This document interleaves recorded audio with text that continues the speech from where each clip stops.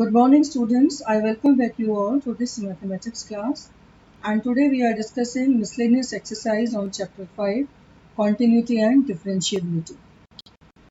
So here I have question number 4, which says that y is sine inverse x root x.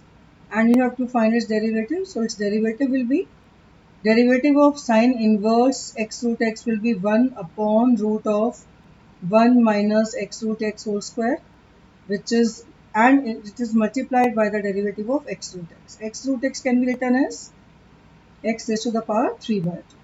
So 1 minus x square into x.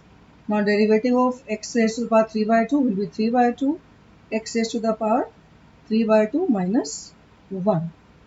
And we simplify it. X raised to the power 3 by 2 minus 1 becomes x raised to the power 1 by 2. So 3 into root x upon 2 into root 1 minus x cube. Now we move to question number 6. So here in this question it is given to you that x is between 0 and pi by 2. Let us divide this inequation by 2 both sides. Then we get that x by 2 will be between 0 and pi by 4. And we know that in the range of 0 to pi by 4, cos function is greater than sine function. So cos x by 2 will be greater than sine x by 2 when x by 2 is between 0 to pi by 4. Now I will discuss it separately in a separate video to make you understand why it happens. So now in this slide I can say that cos x by 2 minus sin x by 2 is greater than 0. So now let us move to the question. Now the question is cot inverse square root of 1 plus sin x plus square root of 1 minus sin x upon. So now we can rewrite this function as 1 plus sin x. 1 can be written as sin square x by 2 plus cos square x by 2, and sin x can be written as 2 sin x by 2 into cos x by 2. And in the same manner we are going to replace all the terms of 1 plus sin x and 1 minus sin x.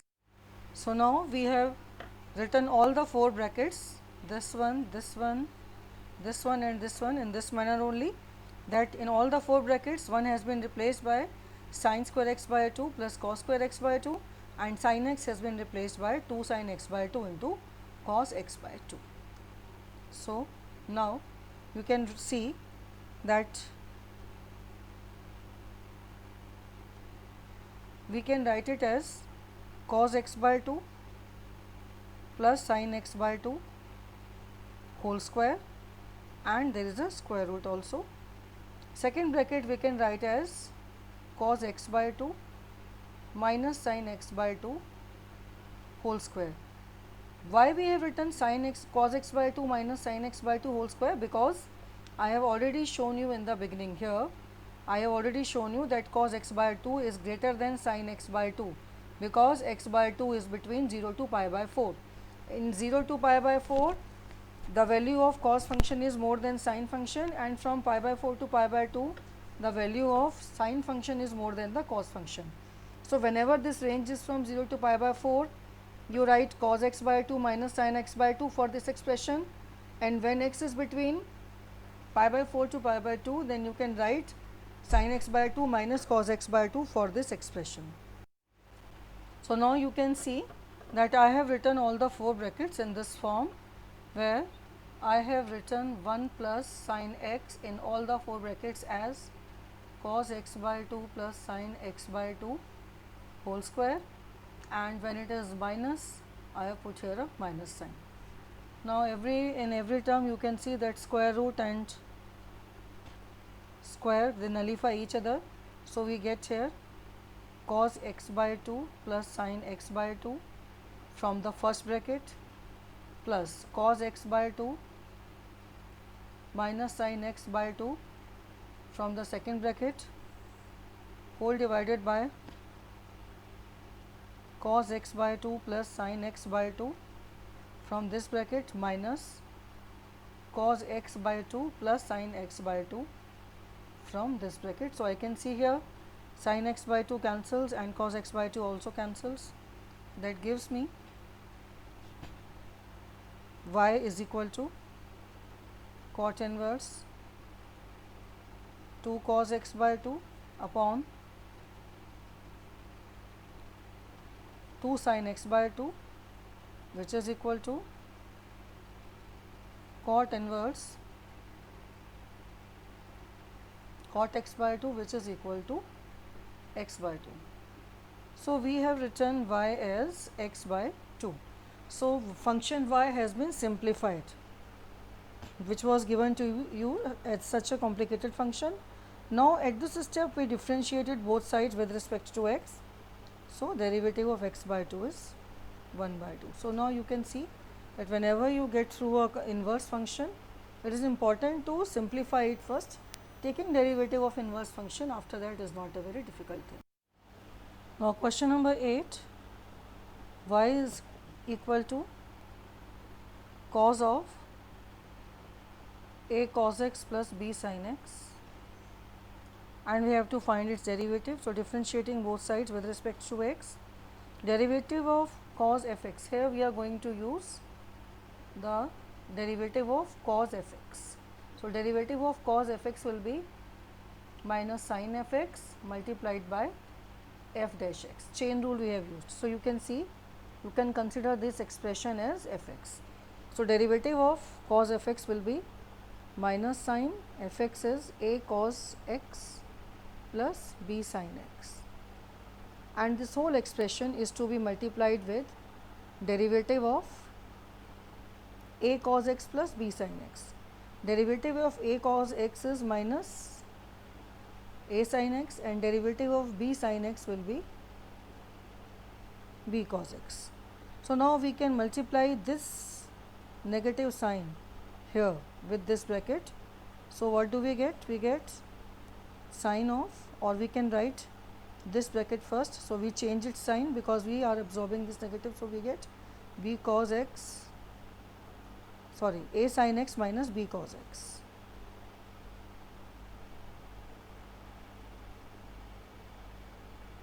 Multiplied by, we copy down this expression, sine of a cos x plus b sin x, which is your answer. Now, let us move to the next question, question number 9, where function y is given to be sin x minus cos x raised to the power sin x minus cos x. So, now here we have to take log both sides. So, taking log both sides, we get log y is equal to log of sin x minus cos x raised to the power sin x minus cos x. Now, we use the property of log, that means this power, this comes here. We are using this property, log of m raised to the power p is equal to p log m. So, it becomes, this expression becomes log y is equal to sin x minus cos x log of sin x minus cos x. Now, differentiating both sides with respect to x.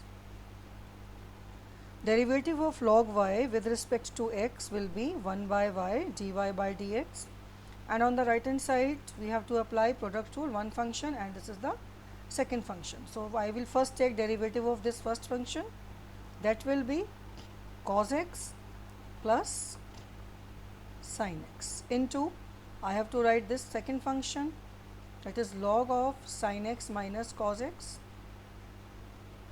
plus derivative of this second function, which is 1 upon sin x minus cos x into derivative of sin x minus cos x, and we multiply this first function with this. which is sin x minus cos x. Now I can see this bracket sin x minus cos x, it gets cancelled from the next bracket. So now I find out the value of dy by dx, which is equal to y into cos x plus sin x into log of sin x minus cos x. We have copied this expression, plus we have to write the derivative of this expression. So derivative of sin x will be cos x and derivative of this cos x will be minus sin x, but since there is a negative sign already, it becomes plus sin x. Now you can see that from this whole first term and this second term I can take cos x plus sin x common, and also I can substitute back the value of y. So now here you can see in this green color that I have taken this term that I have underlined with green color, cos x plus sin x, to be common here, and so from here I am left with log of sin x minus cos x, and from here we are left with plus 1, and we have substituted the value of y. You can see this y underlined with pink line, so we have substituted here its value. So now which is the answer? Here you can note down that sin x is greater than cos x in the given range, and that is why this log sin x minus cos x is defined, because the log function is defined only for numbers greater than 0 or greater than 0. So the next question is that if y is sin inverse x plus sin inverse square root of 1 minus x square, where x is between 0 and 1, then we have to find the dy by dx. So we have to make one substitution, and the substitution is that we substitute sin inverse x to be theta, that gives you x to be sin theta. So we move back and it becomes y is theta plus sin inverse square root of 1 minus sin square theta.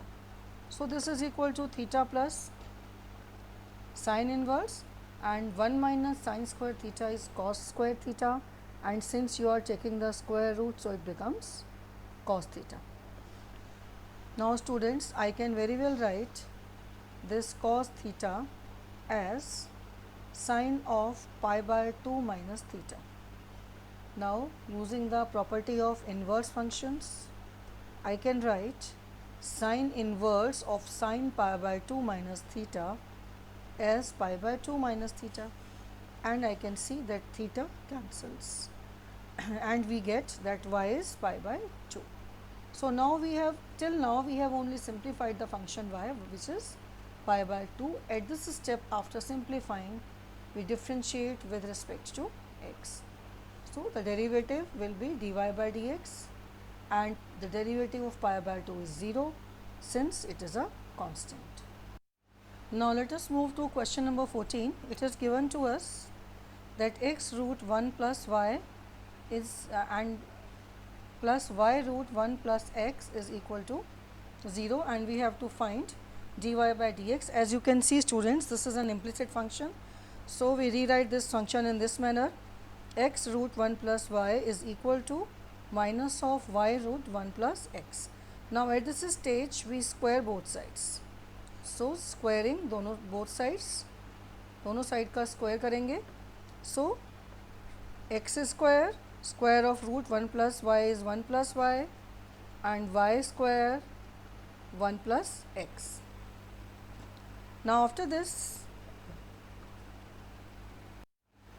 we multiply and we get x square plus x square y is equal to y square plus y square x. So we get x square minus y square is equal to y square x minus x square y. Now we can factorize the expression given to us: x minus y, x plus y.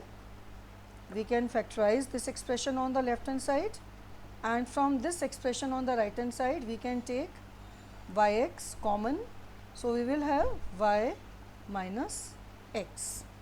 Now I can take I can divide this expression by x minus y. So I can divide both sides by x minus y, that gives me x plus y, and I know that x is not equal to y, and hence I get x plus y will be equal to minus of yx. I am dividing here at this step by x minus y. Now I can take this yx on left hand side. In rest of the expression I can simplify further. How? From the second term and from the third term I can take y common, so we will have 1 plus x. Now we can find out the value of y, which will be minus x upon 1 plus x. Now after this I have to find out dy by dx. So I find out dy by dx differentiating both sides with respect to x. This negative sign is common, so let it be common outside, and we shall apply quotient rule. Derivative of x is 1 into 1 plus x minus derivative of 1 plus x will be also 1 into x divided by 1 plus x whole square, and we simplify this expression.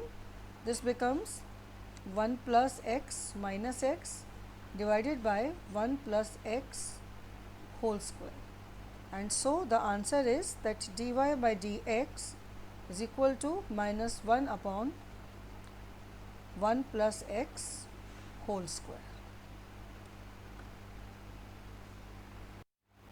Now we move to question number 15. Question number 15 says that if x minus a whole square plus y minus b whole square is equal to c square, and c is a number which is greater than 0, it is given to you c to be greater than 0, then you have to prove that 1 plus dy by dx whole square whole raised to the power 3 by 2 upon d2y by dx2 is a constant independent of a and b. So how shall we simplify? Our strategy will be that we shall be finding dy by dx and then d2y by dx2, and we substitute both the values in equation 1. Let us call it as expression 1. So now this is the given expression and this is in implicit form. So differentiating both sides with respect to x, 2x minus a, and derivative of y minus b whole square will be 2y minus b. But since we are differentiating with respect to x, we are going to multiply by dy by dx, and the derivative of constant c will be 0. So we find out the value of dy by dx, which is minus of, we take this term to the right hand side, minus of 2 times x minus a upon 2 times of y minus b, where minus 2 and plus 2 cancels, and we get minus of x minus a upon y minus b, and let us call it as equation number 2, which gives us the value of dy by dx. Now students, we have to find the value of d2y by dx2, means we have to differentiate this expression again with respect to x. So now since minus sign, here we are differentiating this expression on the right hand side, minus is common, and in rest of the expression we apply quotient rule. Derivative of the numerator is 1 into y minus b minus derivative of denominator, which is y minus b will be dy by dx into the numerator, and this whole is divided by y minus b whole square. Now students, I can substitute here equation 2 the value of dy by dx. I can substitute this dy by dx from equation 2. So I get d2y by dx2 will be equal to negative common y minus b minus, and dy by dx here is minus of x minus a upon y minus b. This is the value of dy by dx into x minus a, and this whole is divided by y minus b whole square. Now after this we simplify it further, and now we take the LCM of this numerator. So we get y minus b whole square and minus and minus. This becomes plus x minus a. You multiply x minus a with x minus a. So you get x minus a whole square divided by. Now you can see this power of y minus b will get multiplied by this power. So we get y minus b raised to the power 3. And now you can see, you can refer back to the given expression. The given expression was this. You can see here, this was the expression given, that x minus a square plus y minus b square is equal to c square. So I can substitute this expression on left hand side for c square. So that means this numerator is c square. So I get minus c square upon y minus b whole cube. This is the value of d2y by dx2.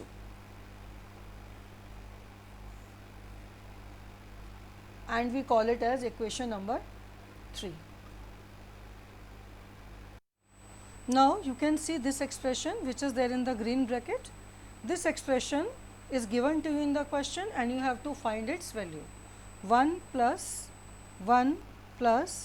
dy by dx whole square raised to the power 3 by 2 upon d2y by dx2. You have to find this value.